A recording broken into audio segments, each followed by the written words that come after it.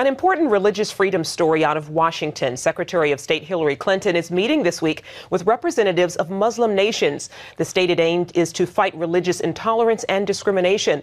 But religious rights advocates say the Organization of Islamic Cooperation wants to make criticizing Islam a crime and fear the Obama administration won't hold the line.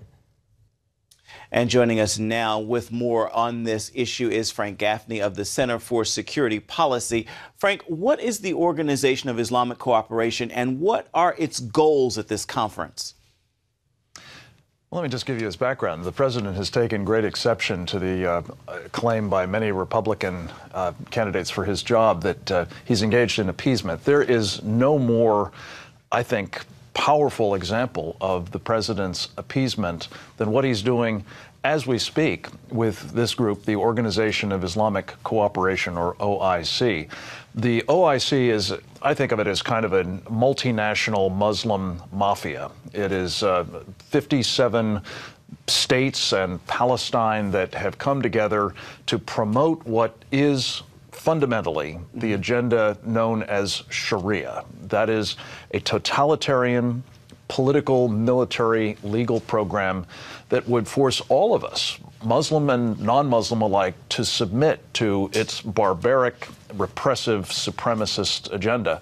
The OIC is seeking to do that first and foremost by trying to get the United States, which, after all, has a constitution that guarantees our rights, not just to freedom of religion, but to freedom of speech, by getting us to agree that, well, we really can't say anything that might offend Muslims.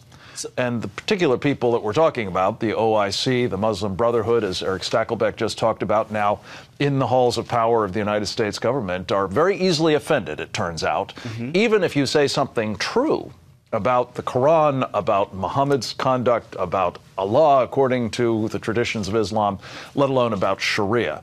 So this is a very worrying thing that Hillary Clinton is at the moment trying to find a way to bridge between our First Amendment rights under the Constitution of the United States and Sharia, which says you don't have those rights as a practical matter. Why is the Obama administration meeting with this group in light of what you say there? Well, I think it, again, comes down to the kind of appeasement that we've seen President Obama engage in throughout his time in office. His successive Muslim outreach campaigns, calling us a Muslim nation, getting NASA to make reaching out and pandering to the Muslims a top priority, and bowing to the Saudi king. I mean, on and on. Those are some symbolic. This is much more tangible, as I would argue are two other things that are also afoot. We now have guidelines that have been recently promulgated by the Department of Homeland Security to tell all of the trainers and the materials that they use to train people in our government at state, federal, and local levels in how to deal with what the administration euphemistically calls countering violent extremism. That used to be called euphemistically by the Bush administration terrorism.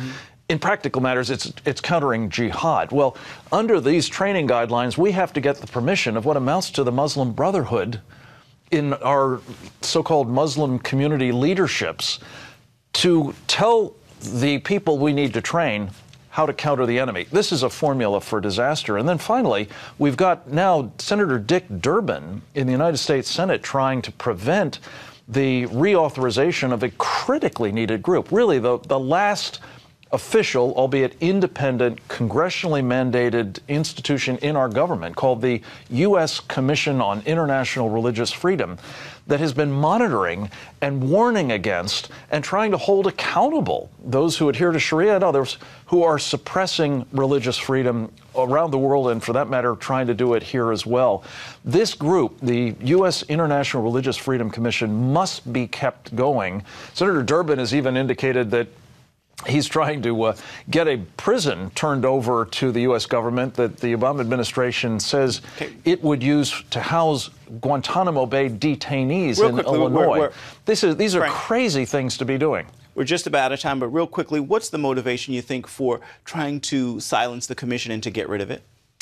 Well, as I say, there's a gambit here by Senator Durbin to do this prison deal, but I think fundamentally it's really this larger idea of submitting to Sharia. Senator Durbin has also indicated that he wants to get rid of all of the current members except basically one or two, including one who is an Islamist. And to turn it over to them would be to turn this vitally needed watchdog into a lapdog. I hope people will get in touch with Senator Durbin and their own senators and try to prevent this miscarriage from taking place. Indeed. Frank Gaffney, thank you so much for your time. Your insight is much appreciated. Thank you.